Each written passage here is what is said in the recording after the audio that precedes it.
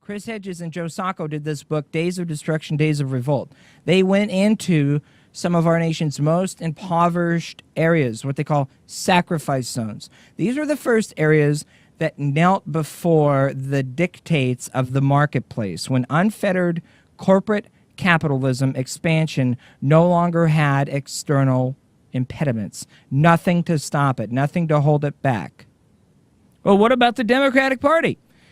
What unrestrained corporate exploitation does to families, communities, and the natural world made Joe Sacco and Chris Hedges illustrated in Days of Destruction, Days of Revolt, their most recent book. To challenge the reigning ideology of globalization and laissez-faire capitalism, to illustrate what life becomes when human beings and the ecosystem are ruthlessly turned into commodities to exploit until exhaustion or collapse.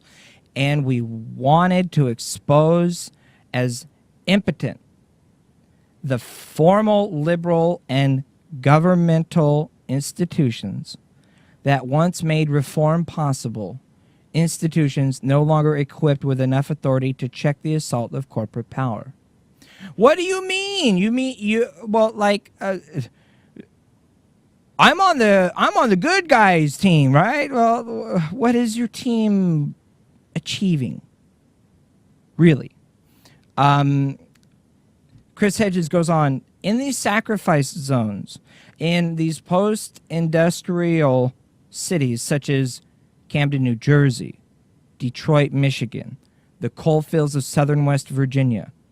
Shout out to Sam, my homeboy, Sam from Free Speech TV in West Virginia, where these mining companies blast off mountaintops and Indian reservations that are just destroyed from these limitless economic expansion and exploitation. That is where it has worked some of its earliest evil. In these fields where laborers endure conditions that replicate slavery is now happening to much of the rest of the country. And these sacrifice zones were succumbed first. You and I are next. It is expanding because that is what happens with the free market. You see, the free market just keeps on going. Laissez-faire capitalism just keeps on going. The planet, literally, it's not climate change anymore. It's climate destruction. And as the world literally crumbles, these same people who are destroying it and causing it are going to make money off of that process. They're going to make money off of anything that happens until literally it's gone. Corporations write our legislation. Corporations control our systems of information. Corporations manage the political theater of the political puppets of electoral politics. Corporations impose our educational curriculum. Corporations have turned the judiciary into their wholly owned subsidiaries. Corporations have decimated labor unions and other independent mass organizations. Corporations have bought off the Democratic Party, which once defended the rights of workers. With the evisceration of piecemeal and incremental reform, the primary role of liberal democratic institutions, we are left defenseless against corporate power. Tyranny. Yeah. It is. It's tyranny of the wealthy. I mean, that's the whole. But it is actually the irony is it's the natural progression of things. I mean, it's self-preservation, it's human preservation. So I mean, if you're a very wealthy person, you want to stay wealthy, you know, and you want to maintain your status quo, whatever that may be. And in order to do that in this ever dwindling economy and in society, and I mean everything else that's going down with it, you become more and more craven. And in doing so, you punish. You know, more and more people suffer so that you can maintain your very, very wealthy, lavish lifestyle. It may not be tangible to that individual, but it's certainly happening in terms of layoffs and, you know, teachers and you know, all the basic services that average individual needs, including driving on roads without ridiculous potholes and shit, goes away because the very wealthy want to maintain the status quo that they have, even if it is absurdly absurdly unequal to the rest of society, and in fact, a cancer on society. There ain't no we and I, dude. There ain't no we and I. You see what I'm saying? I got mine. It's all about me. Me society, we society. Yeah, and I mean, it's even the people, and I've heard this other places, but I've experienced it firsthand, and that is that and people who are inside the system, and I'll use the banking system for example, because I know people in that banking system, and they say, yeah, I know it's corrupt, I know it's bad, I know everybody's insolvent, and it's just ridiculous, and things are going down. But in the meantime, I'm making way more money in my life than I ever have, and I'm going to keep doing that until it stops. Because right now, what other career path do I have? And I'm going to stockpile money because I know shit's getting bad. So it's the same thing everywhere of anybody who actually has some sort of career or job, longevity in a job. And in the case we're speaking of, the very, very, very wealthy are the ones doing it. And it's just they're amassing massive sums of money and hoarding it.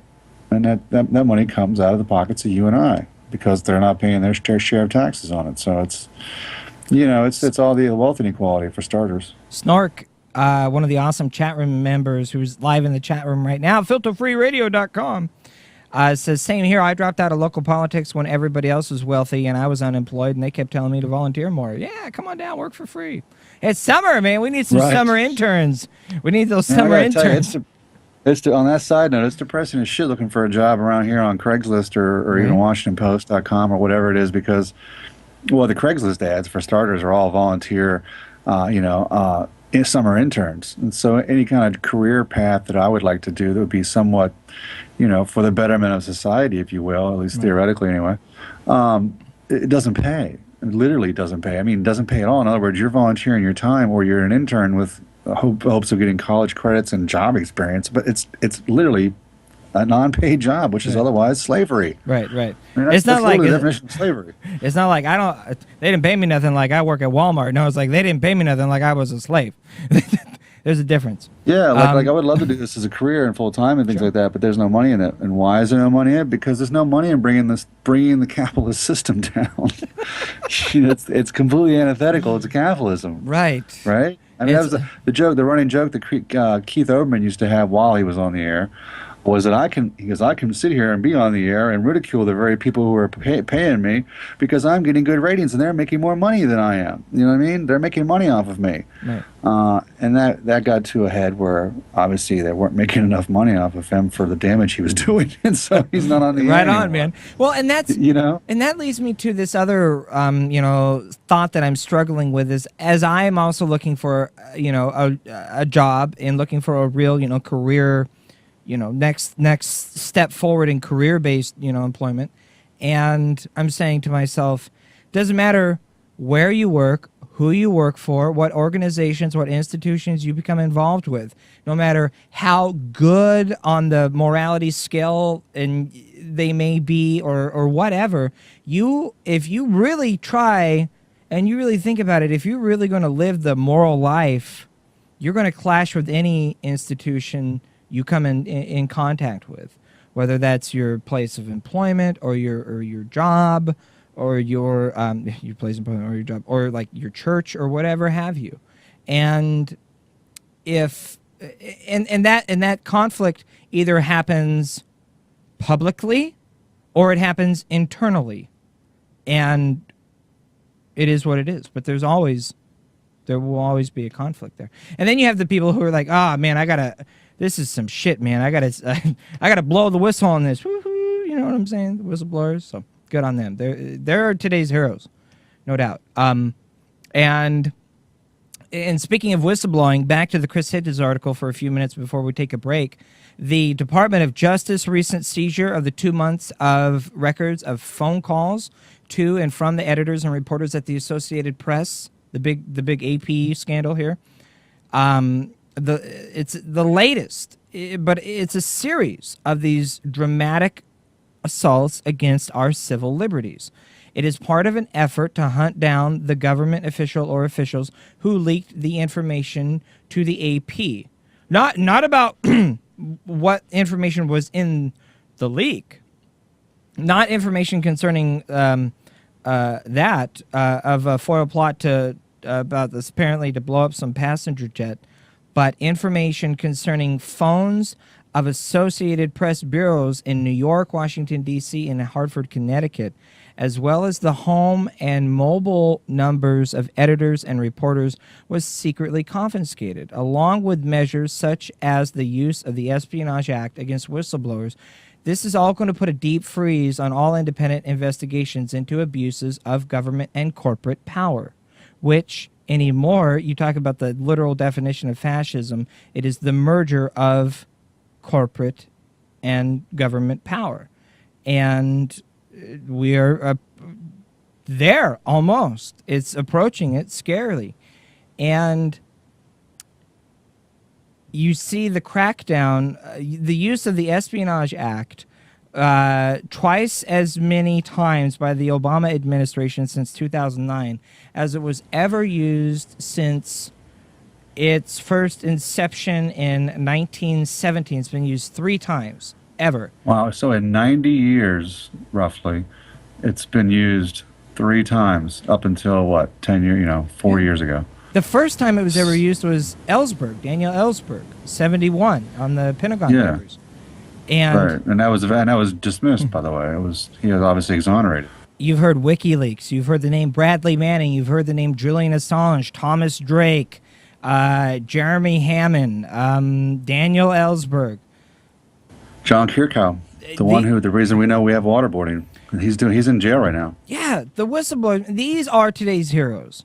No, nothing less.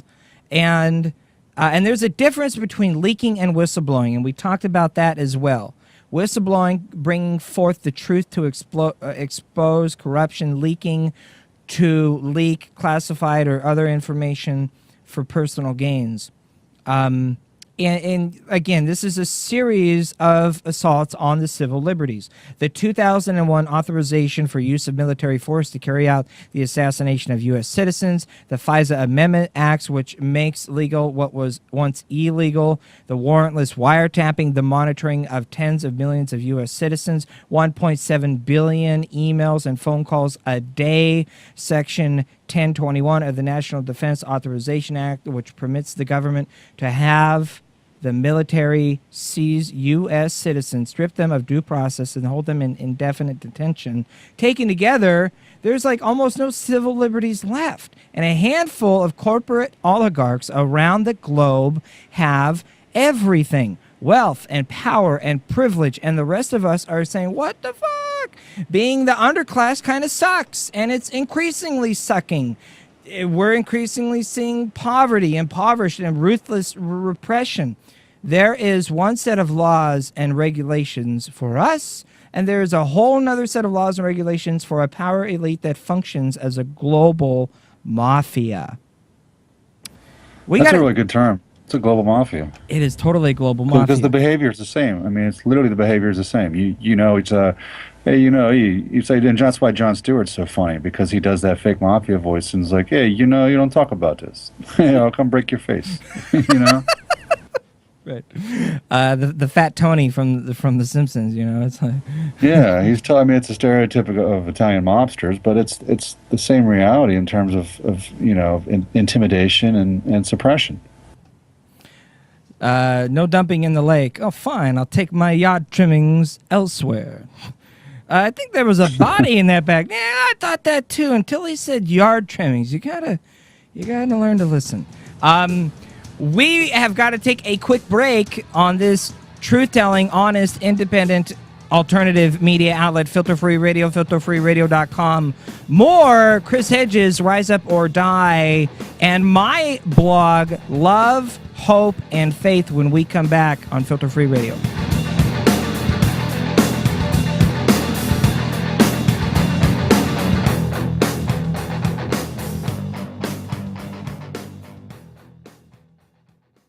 You're listening to and watching Filter Free Radio. Filter Free Radio. Filter Free Radio with Jacob Dean and Skeptical Scott. Jacob Dean. With Jacob Dean and Skeptical Scott.